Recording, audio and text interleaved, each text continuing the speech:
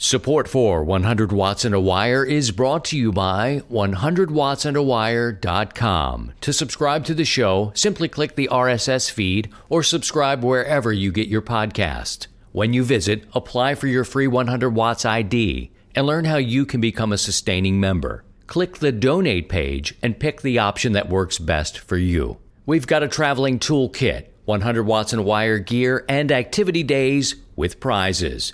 That's 100wattsandawire.com. And ICOM. Going to Hamvention 2019? Become one of the lucky winners to take home a limited edition swag kit. Visit ICOM's website to enter into this swag contest today. ICOMamerica.com/amateur. And LDG. LDG makes small, lightweight tuners ideal for portable and emergency operations. Some can operate on internal batteries for months of normal use, making them easy to carry, install, and use in the field. Visit ldgelectronics.com. And Bioenno Power, offering the best performance lithium iron phosphate batteries for your ham radios. Visit bioennopower.com. That's BIOENNOPOWER.com. Or contact dealers nationwide. And now, from Grid Square Echo Mike 48, this is 100 Watts and a Wire. Okay, friends, we're going to try to do this. After about 10 to 14 days of being ill, I think finally I can do about 8 minutes before my voice gives out. I tried to call a little DX over the weekend. That is a distant station, a different country. Not too far away, it was just Cuba. It was Guantanamo Bay, and it was a naval base there. And I don't hear them that much, and I looked back into my log, and I thought, all right, let me give them a call. And there was a huge pileup. Meanwhile, I've been under the weather, as they may say. Sinuses, the chest crud, the coughing at night. I'm going to try to sleep standing up tonight, because as soon as I get horizontal on that couch that I've been intimate with, not like that, dude, for the last week, just start to cough, and you know what it's like. You've been around long enough. You're old. You're old. I'm old too, man. So it's been like that for me, and which is a bummer. It's just a bummer. I feel like maybe I'm on the tail end because I have a voice that's not so clogged up. Anyway, nobody cares about this stuff. Thank you for dropping me the line. I tell you, adding a couple of shortwave listening stations that are worldwide, all four corners of the planet. You know, it's a reach. I mean, the internet is amazing, of course. Podcasting is great, of course. But adding the shortwave listening, you know, to be getting mail from really far away places, like, wow, what did I say? Did I say that? Oof, maybe I did. So welcome to every one of our subscribers and listeners from around the world on shortwave radio. Radio is still alive. There's some debate about that, isn't it? Ah, Jimmy. This ham radio's dying. It's not anything like we used to do, Jimmy. I remember when we used to go out and we'd be taking your car. We'd head out to the park there, just at when it started to get dark there, Jimmy. We were working all kind of DX. Nowadays, these some bitches come along and ruin everything. I think it started with the code. They took the code away, and next thing you know, the code's still there, Jimmy. Code is still there, and some of the people who love the code still use the code, Bob. I know, Jimmy, I don't know. I'm just trying to reminisce about those good old days when the sunspot and the sun treated us nice. Now the sun doesn't even like us anymore. Aw, Jimmy. Bob. Calm down, Bob. Big week. Most anticipated week in amateur radio is Dayton. The Dayton Hamvention is this week, depending on when you listen to this. It's this week. And on the show this week, we are going to flash back. Incidentally, it is show number 200. Never thought we'd do this many. But, I went to book some big guests, too. Other people are doing things. Maybe I should do some big guests. I tried to get Gary Coleman. Dead. How about Ricardo Montalban? Ricardo Montalban, remember him? Fantasy Island. He'd be perfect for 100 Watts and a Wire. Dead. The professor from Gilligan's Island. Dead. So I don't know that amateur radio is dying, but our 70s icons are. Damn. Just could not get a guest for the big 200th show. So what we're going to do, we're going to flash back a little bit. We'll talk about Dayton because, again, it is one of the things, and I believe that you should go to Dayton at least once. It's kind of, I've heard people say it's like coming to Mecca. I think I've heard that and said that. I don't know about all that. It's a great ham fest. It is huge.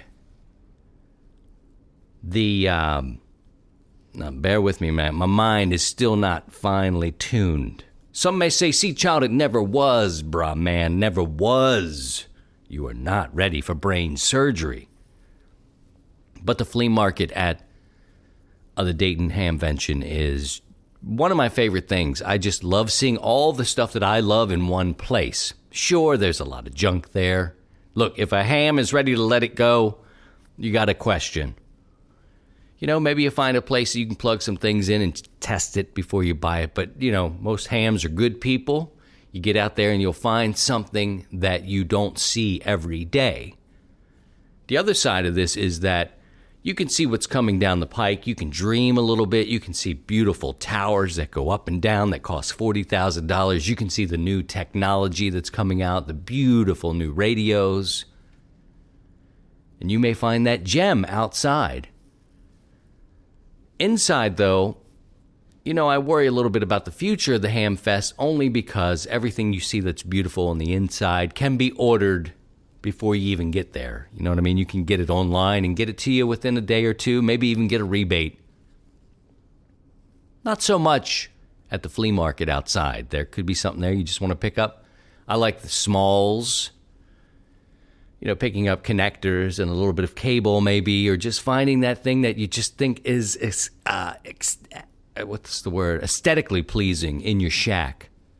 Again, lots of cold medicine, NyQuil, these sorts of things still run through the veins early in the morning. I won't be making it to Dayton, but we will have some boots on the ground this year. I've fallen into an every other year sort of thing, and frankly, it is just the year where I've got a lot going on. My wife is in school. That's a whole different conversation. But it's a change for the young family because she has to travel to Germany for several weeks. She has to go to another state, Roanoke, Virginia. Again, you remember if you dig back into last year, I had a fight with a mother cow last summer. Yeah, that was our time in Roanoke. So it's like 5 weeks on the road, 3 overseas, and it's changed things. A lot of things that, family first. You get it. We'll have some boots on the ground, though, this year to, bring us the sights and sounds, and we'll go back and revisit. There's a lot of interesting people who listen to our show who want to offer perspective, so we'll see what comes in. You're welcome to record something. If you're there and you see something that is just amazing or somebody you really want to talk to, by all means, do it for yourself. Pull out your cell phone if you want to. You don't have to be fancy. Just pull out your cell phone. Talk to somebody who's interesting. See a new product? Let us know. You be the eyes. But we've got some people there. And one of them is Paul Brown. Now, last year, somehow this escaped me. And I did an interview with Paul and didn't play it. I'm going to play it this year, though. And also Dave Kassler, who I played last year. I thought it was a good interview just about the future of ham radio and that sort of thing. So we'll do that and do a little bit of a flashback on this episode of 100 Watts and a Wire. But before we get to that, I need to tell you about June 7th through the 9th. It is the 100 Watts and a Wire antenna tune-up. I have changed the focus of the tune-up this time around. We used to get outside, get outdoors, get ready for field day, and that's still great. You can still do all of that. But the focus of the spring activity is an antenna tune-up. It is a celebration of the antenna, June 7th through the 9th. Get on the air, and it may sound like this, or maybe you're spinning the dial. You may hear CQ 100 watts in a wire, antenna tune-up. And when the people come back to you, teach them about the show, teach them about the community, exchange your information about your antenna. That's what it is. That's what we're doing. Get 10 contacts, and you can enter into a random drawing for prizes. However, it is not a contest. Visit 100wattsinawire.com, click activities. You can learn all about the exchange, but we're going to celebrate the antenna June 7th through the 9th. Hope to hear you. The Kilo station again? Kilo Zero Sierra Tango Hotel. You're 5'9". Right. ICOM's newest SDR transceiver, the IC9700, is coming soon. This new radio is bringing direct sampling to the UHF-VHF weak signal world. The IC9700 all-mode transceiver is loaded with innovative features such as dedicated amateur satellite operation, a color touchscreen, D-Star capability, RF direct sampling on 2-meter and 70-centimeter bands, dual independent receivers capable of full duplex operation, as well as dual watch, and 100 watts max output power on 2 meters, 75 watts on 70 centimeters, and 10 watts max on 1.2 gigahertz. Visit icomamerica.com/amateur for more information on all ICOM radios. And Max Gain Systems, your source for fiberglass tube and rod, the perfect material for push-up mast, antenna building, and support projects. RF connectors and adapters. Highest quality at lowest prices. Visit them online at mgs4u.com. That's Mike, Golf, Sugar, the number 4, the U.com. Here's Christian, Kilo Zero Sierra Tango Hotel. I will apologize for the sound of my voice and having a weak body. It's one of those times where you have that cold or that influenza where you're coughing and your body hurts because you've been coughing so much. I'm hoping to get things sorted out in the next day or two because Dave Matthews is coming to town. He is in my top tier now. He's in my top tier. Special because my youngest, she's 4. She's going to be 5 in August. Her first concert.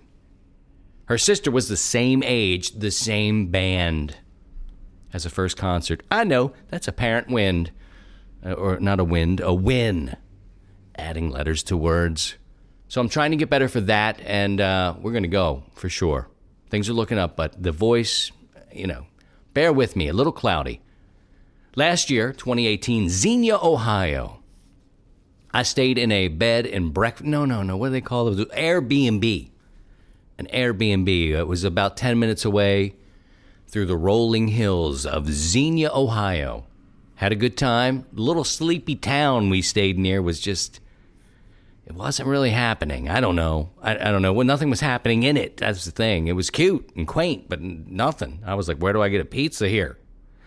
Can I get a pizza delivered? Other than that, this event it's one of the coolest big events, and I think people go and have a great time because they see their friends that they've met on the air or who they've known for a long time, or perhaps you've saved up your money and you're going to finally pop on that new radio, or you're just looking for something out in the flea market. The camaraderie is why a lot of people go. And I went last year, just to kind of hang out and meet friends. We were at MCOM 1. That's where we were stationed last year, and friends would come by and we would talk. We all know about Amateur Radio Newsline at this point. Now, I've done some work with them over the last few years. Not as much in recent times, but last year I got to sit down with Karen Eve Murray and Paul Brown. I did not play this back. I don't understand why. I imagine it's pretty good. So we'll listen to it both again, you and me, for the first time. Well, we're here with Paul Brown, WD9 GCO, my brother from, I would say another mother. We look similar, don't you think? Yeah. Absolutely. I have just a little more on top. You got a lot. You got a lot more on top. Holding on to it. You're doing great. Amateur Radio Newsline is what I meant to say, but we are like a family at Amateur Radio Newsline. We've endured a couple of days of rain, but that's pretty traditional for the Dayton Hamvention. Paul, why are these gatherings here? This one's kind of unique. It's kind of like coming to Mecca. But why are Hamfest, this one in particular, still important to our community? It's really a gathering of the tribe. I mean, it's a chance to gather with a bunch of fellow people who understand your obsession with this hobby. And one of the cool things about a Hamfest is that you get to meet the people in person that you talk to on the air all the time. Like, you know, especially like with Newsline, those of us, we're scattered around the country, and some of us live like in Australia and Germany and England and that. And it's a chance to finally get to meet and hang out for a weekend together as friends. So you get to meet the people that you've talked to, that you've seen on podcasts, that you've listened to, you've talked to on the air for years, and you've never met them in person, and you get to do that. I think a big part of this is what you're saying, the camaraderie of this. I didn't come here to buy anything, and I didn't come here to sell anything. It's come, and say hello, these eyeball CUSOs, as we call them. But we're learning about every day. We've got a whole generation of hams that are passing. The Elmers, it scares me that our Elmers are dying off. And most of the younger people who are coming in are buying things offline. Have you had any time to think about that and how that is affecting, maybe not this one so much, because this one is just a bigger thing, but the smaller ones, the small town ones, there's one up near you in Chicago. What can they do? Is there anything to do? It's tough because a lot of the club memberships are going down too for the same reason, and a lot of the Hamfests that I've been to in recent years have been a lot smaller because a lot of the memberships are kind of dwindling. And you're right, that's a big topic right now, is how to attract the younger hams to get them interested, because the technology is changing. Now, there are those that love the retro tech and enjoy this cool thing that their grandparents did with tubes and that. But then a lot of them now are starting to realize that you can tie ham radio in with computers and modern things. And so, but I agree, it's especially with our club membership, the club I belong to, back in the 70s and the 80s, there were like 200-300 members in our club, and now we're down to like 30. And a lot of them are older, and it's difficult to attract overall younger people to the hobby. And a lot of it depends on the school too. If the school has a system and a curriculum that aims towards that, like Newsline's Neil Rapp is a high school teacher, and he's a chemistry teacher, but his club has a ham radio. His school has a ham radio club because he's interested in that. He shows that passion. He gets the kids interested in all the different facets of what radio can do, and you need somebody like that to get the kids interested. Let's shift to Amateur Radio Newsline for a little bit. You and I have come along after Bill Pasternak's departure from this planet, right? He created this great thing. It's gone 40 years. And I was talking to Karen, what's her call? KD2GUT. My dyslexia kicks in right at the right times, Paul. And we were talking a little bit yesterday about how this thing runs like a clock, and I said to her, I think Bill would be really proud because he would know this is going to happen on the time it's supposed to, and I think he struggled in his lifetime sometimes. Imagine mailing cassette tapes out across the country. What's it mean to you to be a member of that team, to produce every week, and to just know that legacy is moving forward? It means a lot to me. I really like to think that Bill would be proud of the work that we're continuing to do to keep his legacy alive. When I was young, when I first became a ham, I lived down by you. I lived in southern Illinois, about an hour outside of St. Louis, and I belonged to a radio club in Marissa, Illinois. And our club on the repeater every week would carry the Westlink Report, which was the predecessor to what's now Amateur Radio Newsline. That was Bill's first thing. And every week you would have to dial up the auto patch on the repeater, and you would have to dial into a bank of answering machines, and it would play it back. So I was familiar with it from listening to it as a kid, and the fact that now I get to be part of that is for me personally, very cool. And yeah, when Bill started, he convinced a lot of his friends who were in broadcasting who had nothing to do with ham radio to record these stories and help him with this. And he would FedEx tapes across the country back and forth to get everything assembled on a timely basis, and it was a nightmare. Now with the internet, we simply record things, we upload it to Dropbox, whoever's the anchor for that week pulls them down and puts it together, and we're there. And distribution for everybody is simple. We upload it to our website, and you can listen to there, or it comes down as a podcast. There's repeaters that download the file once a week and play it. Shortwave radio, WTWW, broadcasts it once a week. So the mechanics of doing it are much easier now, thanks to modern technology, the internet. But the heart of it is the reporting.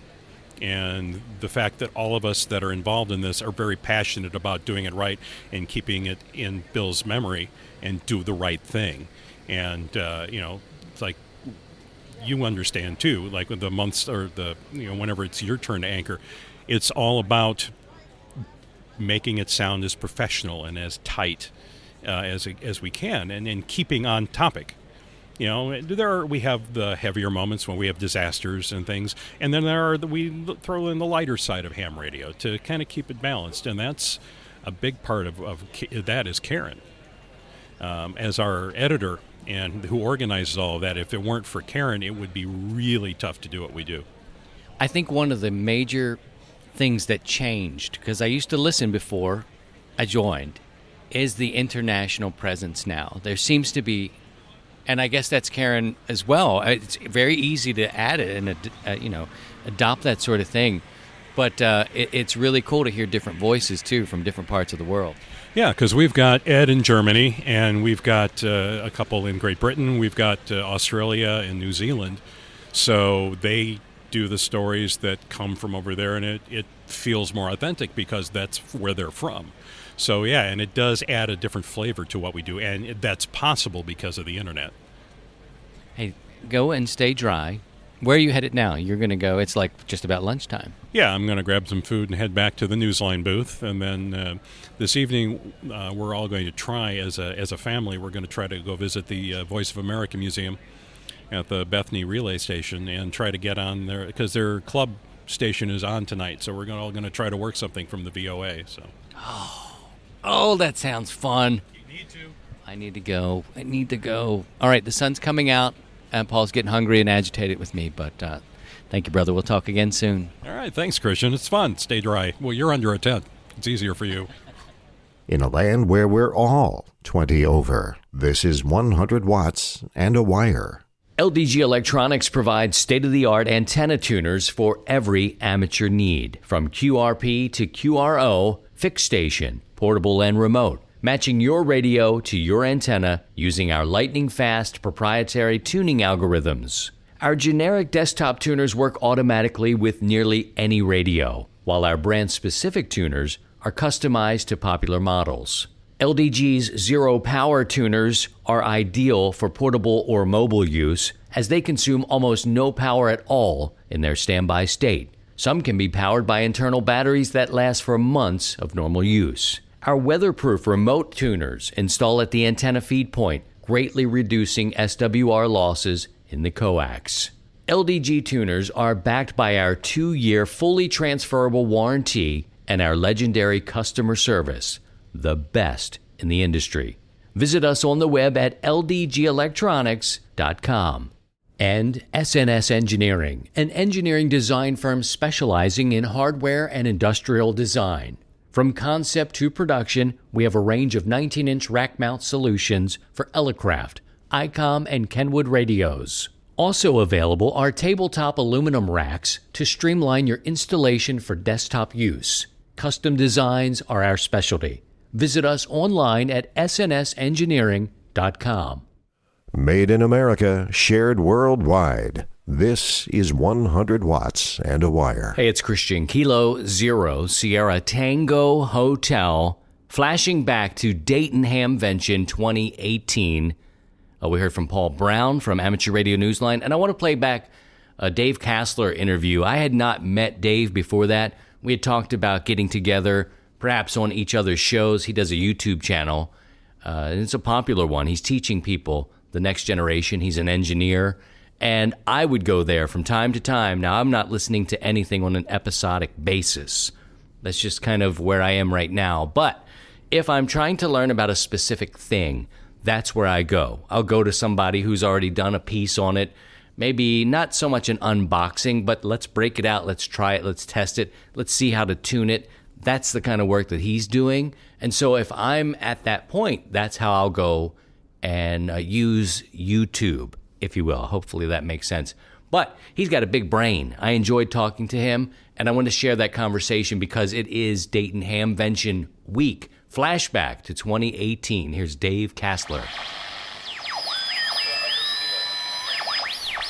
All right, we're here with Dave, the original OG. He is a YouTube rock star. Are you getting comfortable with all these subscribers? It's a little surprising. I'm up to 35,000 right now. It's a little frightening, actually. Well, we were talking about, you gave me a nice compliment on the logo, so I figured I'd tell you this story to finish that up. I was working with a guy named Doug Graham in St. Louis, and all I wanted was a vintage look of the QSL cards from the olden times, from the 40s and the 50s. And so these young guys are so smart and bright. You just kind of let them work. But I showed him examples you could find off of line to just figure it out. So I appreciate you first stopping by and recognizing the logo for the show. It's the first time we've met. You've taught me a lot. I can tell you that I've watched your show quite a bit. Oh, wow. And from your unboxings, it's funny because there was a time where you were unboxing things and I was unboxing things too. The mag loop from MFJ and your struggle that you had to struggle with that. And I thought, this is great because he's giving an honest report. You were struggling on 40 meters and you didn't just take it and sell it as the greatest thing. And I thought, this guy's telling the truth. This is important stuff. And if you're going to dish out, I think you even said if you're going to dish out $400, 40 meters should be working, and you worked on the problem. Tell me about your approach to what you do, and as an engineer. I know that you're always an engineer, I'm sure. But tell me about your approach and what you're looking for in the show.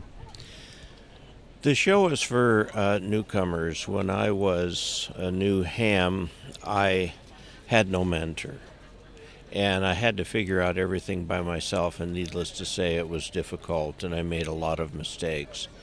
And I realized that when I had been up at BYU, which is where I got my license at the club station there, it was so handy to have people nearby who could take a problem that had me completely flummoxed and go, the solution is simple, it's this.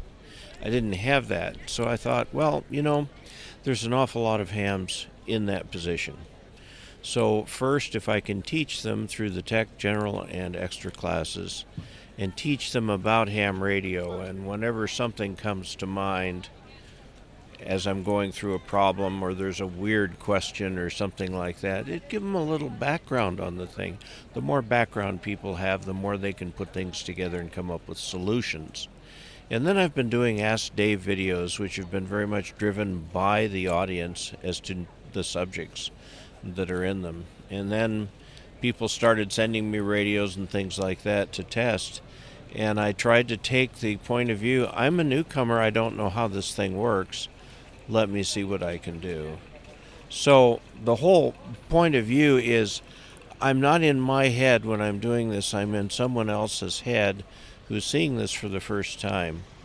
For example, I'm going to do a show on Dayton, but I'm not going to say, hey, we're at Dayton, we're doing great things. I'm going to say, this is a hamvention. This is what a hamvention does. This is why people gather. These are the services that are offered. These are the things that you can do. It's not just vendors. It's not just flea market. It's not just forums. It's a combination of all of those. So my background in engineering is as a systems engineer, and I've been trained to look at the big picture and look at why is this thing even being done, and then try and help people get to where they get. And I got to tell you, I'm wearing my shirt with my OG logo on it today, and as I go around yesterday, I was approached by quite a few people, and it's frankly, a head-sized building experience to talk to people, and it's wonderful to meet the fans. So you're saying you've seen the big picture of your head expanding just here. As an engineer, your head and your ego are all expanding. I think you can still get through the Maxim Hall, though. I think I probably can, but I say head expanding. It's also a remarkably humbling affair to do that, because very often the people that I have as viewers are learning these things for the first time, and I feel a tremendous responsibility to get it right. Don't spread falsehood. Don't spread opinion. I'll be happy to express opinions, but they're going to be marked as such. But if I tell somebody that they should use such and such a coax, I need to believe that, and it's got to work. And so I can't say, run out and use a 40 meter, that loop on 40 meters, and you'll have great results, because you won't. So I'm just trying to be honest and helpful and help people build their intuition about ham radio so that they can have a good experience and that they can thrive on the air. That's what I want. I can consider myself one of your students now, but see, and it's been from a distance because we have that screen. And what I do when I watch YouTube and I watch your videos, I go to write what you've done. I may not catch it episode to episode, but I'll go back and say, Dave just did something here, and I can look at it here. I think you tuned that antenna. You did something with how you do that. And I said, I need to know how to do that. How do you tune this mag loop or whatever it was? Mm-hmm. And I go back to visit that. And I think we have a synergy between our shows, being a newer ham, not necessarily a younger ham, but my story goes, I was licensed in 2012, did not have the money, had a young family, could not put up an HF rig, and I needed to do the research, and I couldn't buy things, the wrong purchases. I could not afford to make mistakes in my buying. That's right. And so this show, what I'm doing is mostly you look at a life of a ham, but you see my struggles, you see what I'm going through, what I'm interested in. Yesterday someone tried to teach me about DMR. I don't know anything about DMR, right? So maybe that'll be some content for me in the future. I'm in love with HF. Good. I can't take on a digital mistress at this time. But I think we have some synergies between your teaching and me being a newer ham that I appreciate. So thank you. Well, we ought to find a way to get some synergy between our shows so that, you can suggest topics to me and maybe we could do interviews about them. Because your show is interview podcast format and mine is more tutorial oriented, and I think there is a great opportunity because we're trying to teach people, and we have to remember that the people who are watching and listening have sufficient humility. They're willing to learn and try the new things that we try. I feel a great sense of responsibility there, that I give people something good, and you do too. And between the two of us, we're just both wonderful people, so we'll just make it work. Now I feel my brain and my head expanding. My system is now getting... Yeah, I think we could do that, and I think it's interesting. There's so many different podcasts, and I say, I don't see any particular podcast as competition. I think others do. I think others look at, say, 100 Watts in a Wire as a competitive thing. What I'm competing for is your time in your life. I couldn't imagine putting on an hour show of me babbling on and asking you to invest your lifetime. So, in other words, these guys who are putting out podcasts, that's fine. I think there's room enough for everybody, but my competition is just trying to get your attention for a little bit of time and putting together something quality so you invest it well, Right. And it's fun to talk to people. My suffix is OG. That's my trademark, OG, and I call my viewers Augies, and I think we're developing a sense of community in that sense. I've been trying to learn from YouTube because they're sending me things. That now that I've got 35,000 subscribers, they're thinking maybe I'm up to something.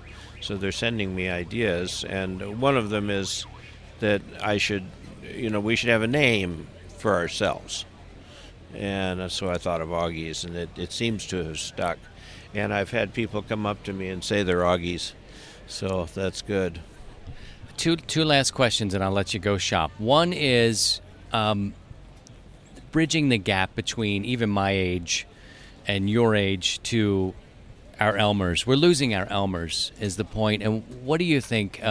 Shows like ours going to bridge this gap, or are you concerned about the loss of the elders and our Elmers? Yes and no.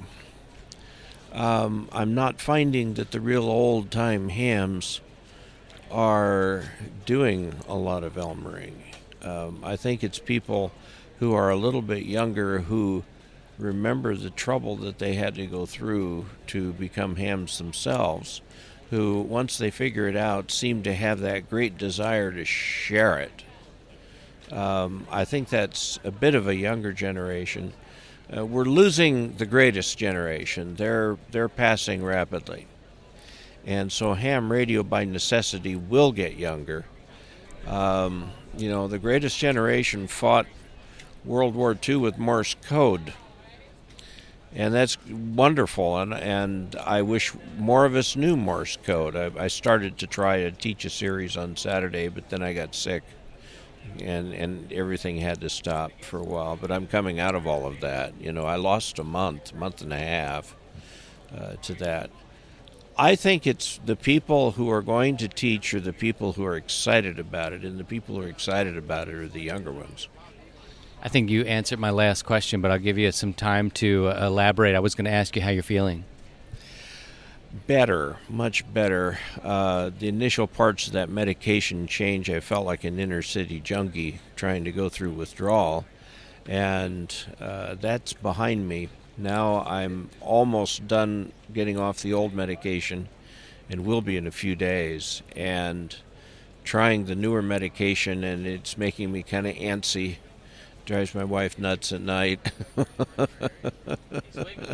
He's a wiggler. So it'll take a while to fine-tune that, but I'm feeling good. I'm feeling confident. I'm feeling very upbeat on the new medication. I think good things are ahead. Plus, I've hired for the summer an intern who is a third-year film student at BYU, who is now the Ask Dave editor, and he's going to handle putting together Ask Dave questions, because there are just too many for me to answer.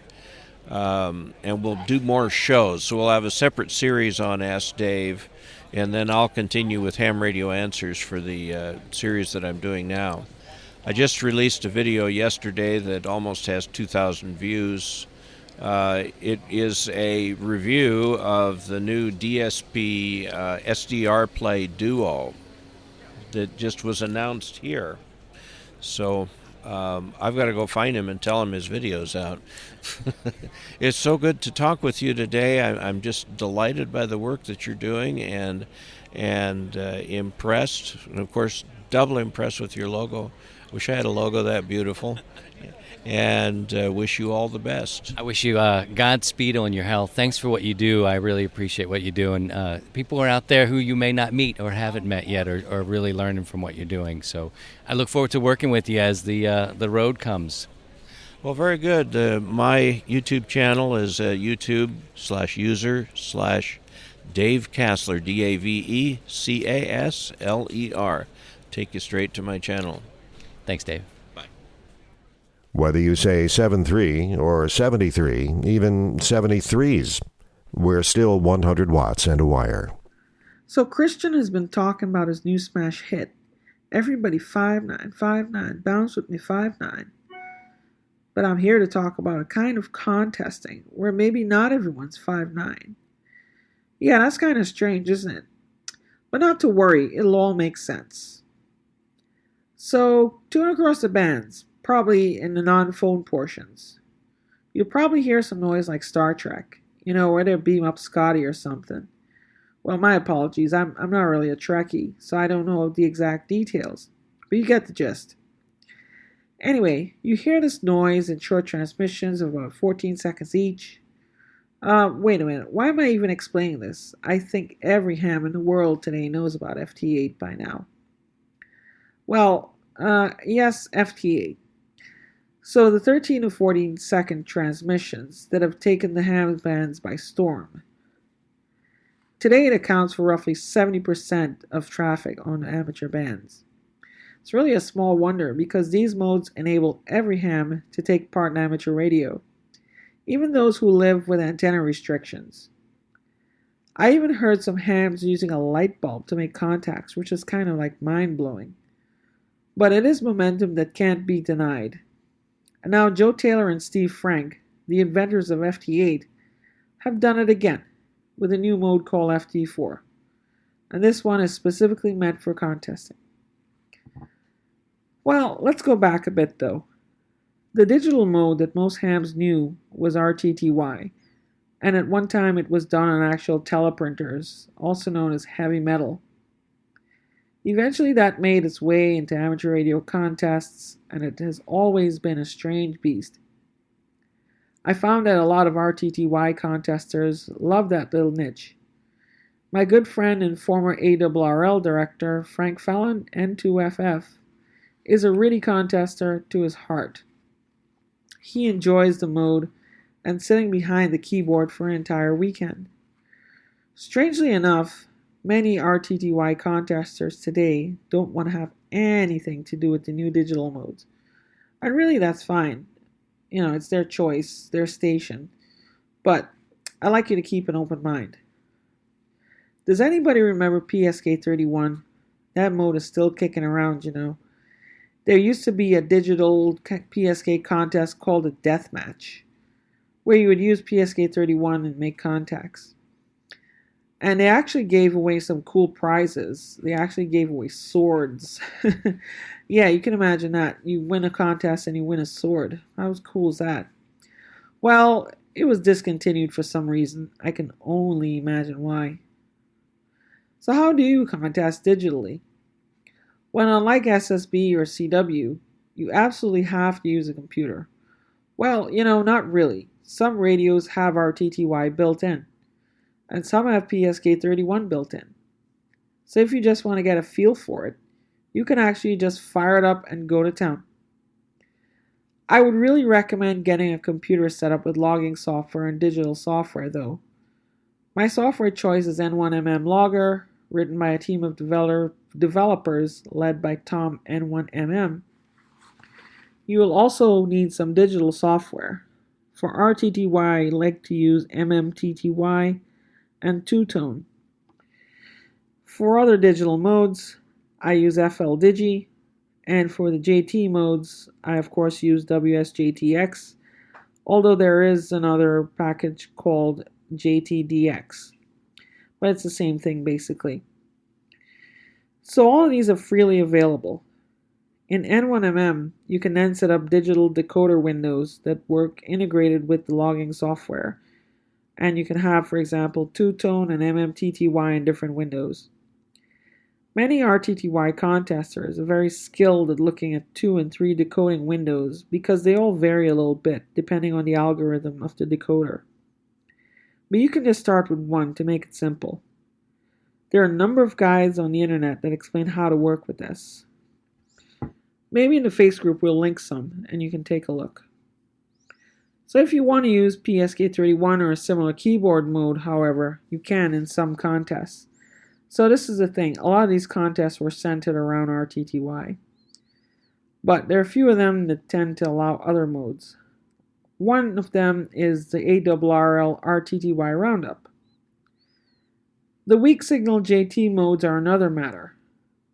Contests tend to treat these modes with caution, particularly due to the ability to automate some steps of the workflow.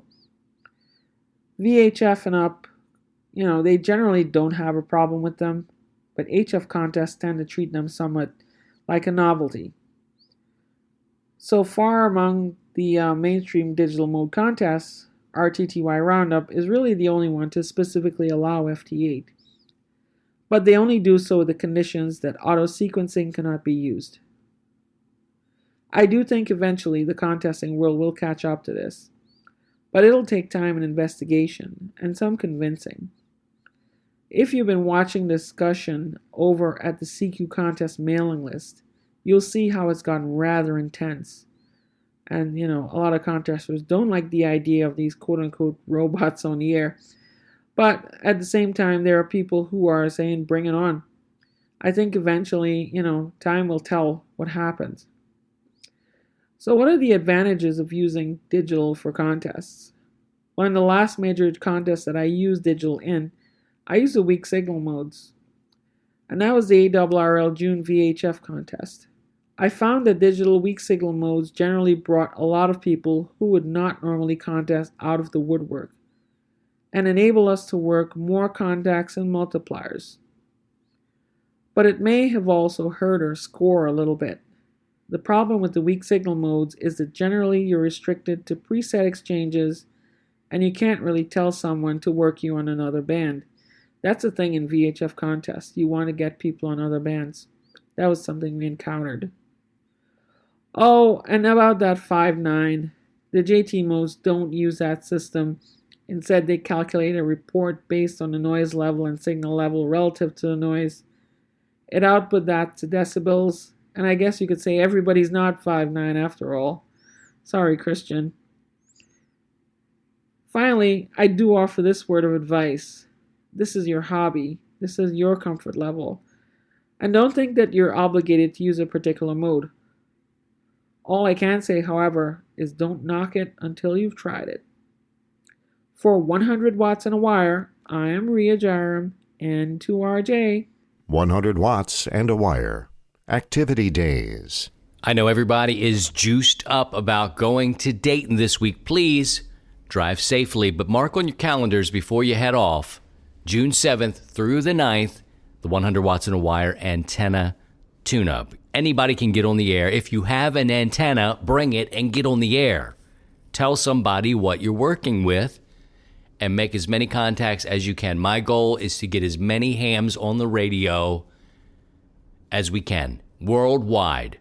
Okay? That's what we want to do, June 7th through the 9th. You don't have to be indoor. You don't have to be outdoor. You can be mobile. You can be on a hilltop, sitting there with some iced tea at your base station. If you have an antenna, this is the time to celebrate it and tell people what you're working with.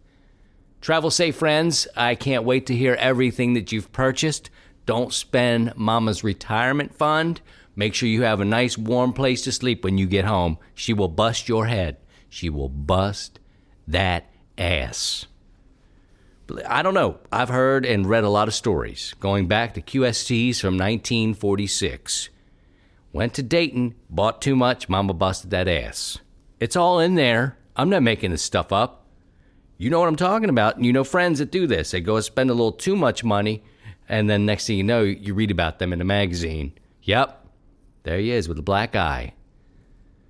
Have a great time. Have a blast. We'll catch up with you again. I appreciate you. Take care of yourselves and take care of each other. And by all means, if you can, please try and stay above the noise. To join the 100 Watts and a Wire community, visit 100wattsandawire.com.